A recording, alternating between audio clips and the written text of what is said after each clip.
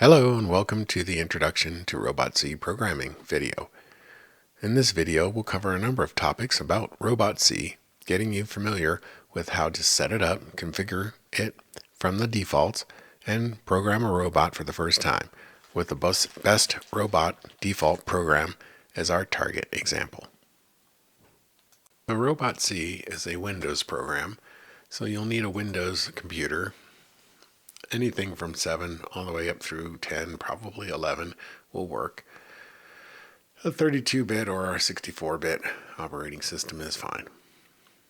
You'll also need a USB port to connect to the Cortex and program it, and administrative access on the device so that you can install the software, which you can get at the link displayed on the chart.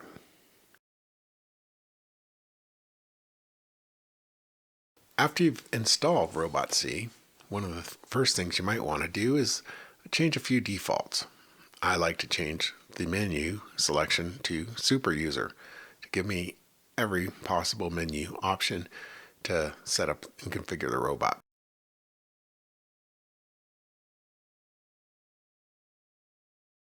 I also have to check and change the target platform. Often defaults to VexIQ, so you'll want to change that to Vex 2.0 Cortex. So select Robot, Platform Type, and 2.0 Cortex. And while you're there on that pop-up, make sure the natural languages are not selected, and then you'll get a normal C prompt.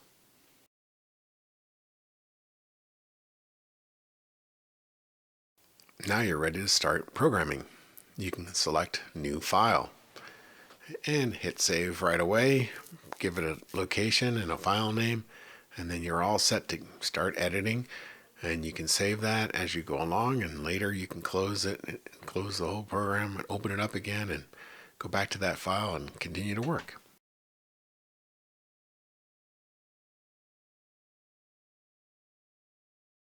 And while you're coding, one of the first things that you'll do on your robot is decide which motors, outputs, and sensors you might be using.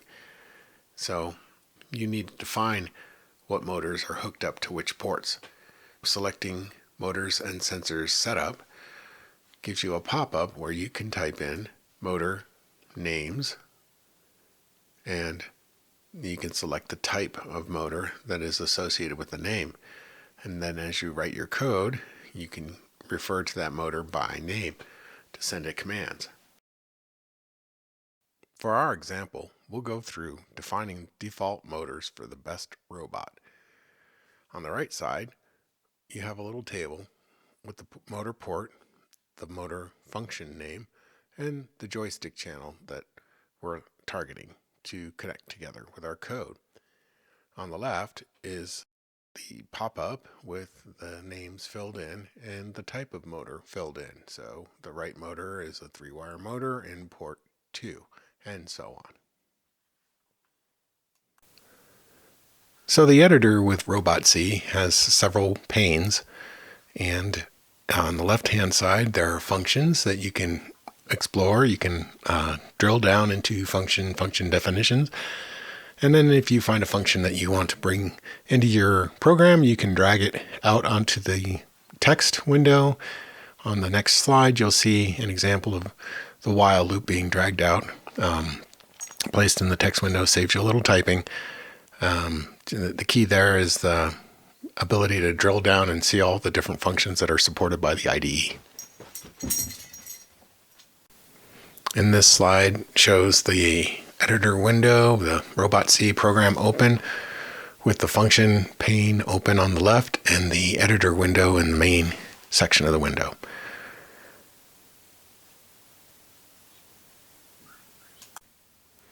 The Vex controller has analog joysticks and digital buttons that you can use to provide input to your robot control. And you'll see an example on the next couple of pages of where the syntax to retrieve the handset positions are called out in code. As you build your program, you'll instantiate control flow. one of the first things that you'll need to do is establish an infinite loop. So the while true statement, and put all your main code in between the curly braces, is a good way to go.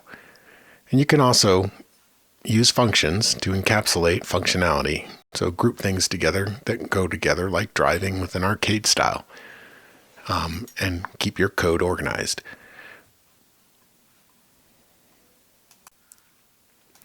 And here we have a simple example utilizing the default motor configuration. Notice at the top of the program the pragmas with the motor definitions. And then a little bit further down, you have two define statements for open and close to define the servo positions for open and close. And then there's define raise and lower and stop. Those numbers correlate to raising the arm in this fictional robot, lowering the arm at a much lower power because gravity is assisting the arm going down, and stop, which is 0 power. And as you look at the main code, you have the while true, so that's your infinite loop, and then the motors are just in tank configuration, so one joystick for channel 3 going to the left motor, and one joystick for channel 2 going to the right motor. So 2 joysticks on the handset, left to left motor, right to the right motor, and forward and reverse, and you would just drive this as a tank operating mode. The button 5D has been defined to open and close the claw. So if the button 5D is pressed, you close the claw. Else, if the button 5 up is pressed, you open the claw. And so you would have open and close the claw, or the servo in this case.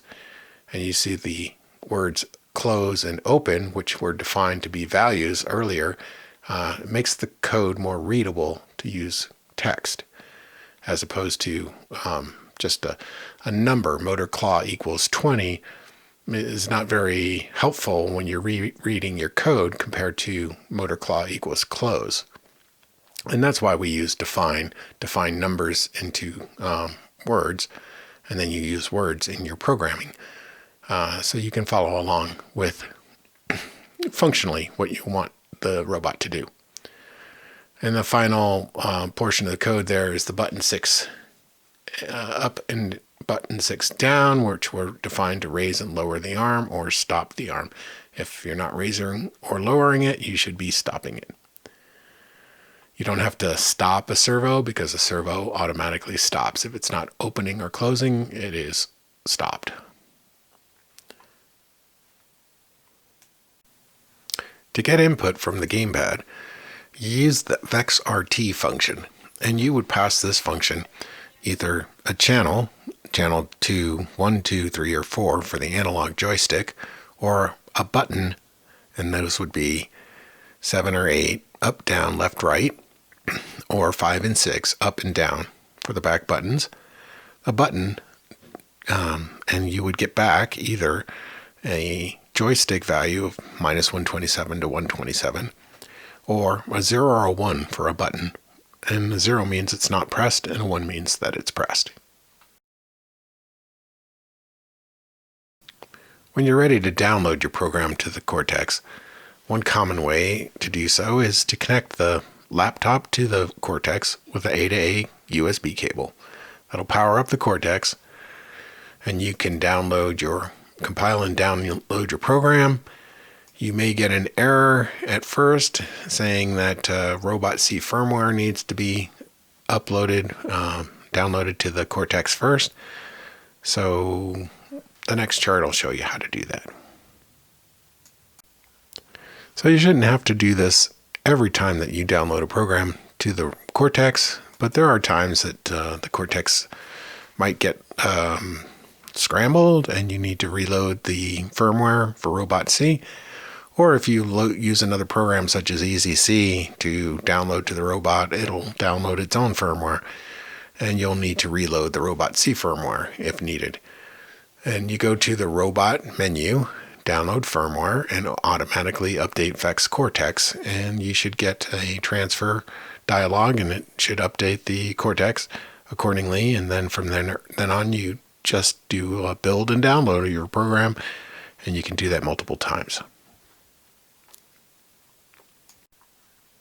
So after you've written your program and presumably compiled it and debugged it and got through all the compiler errors that you might have incurred, and you're ready to download it to the robot, you select the download to robot, and you get the status box that appears. And it should transfer to the robot. If not, you can go back a couple of charts and see to make sure that you've loaded the firmware or other issues that might have arisen.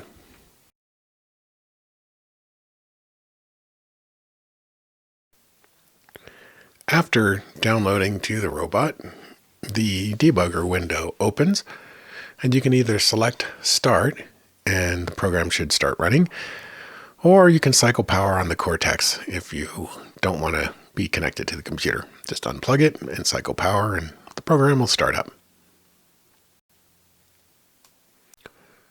And in some cases, you may be asked to rename your robot.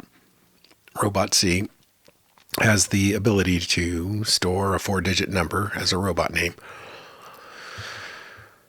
And if you have to do this, it'll prompt you. Just go to Advanced Tools, under Robot, Advanced Tools, rename robot, and give it a 4-digit number. Any 4-digit number is fine, and this is not used during BEST competition, so it won't affect your robot performance for BEST. It just affects the ability to download.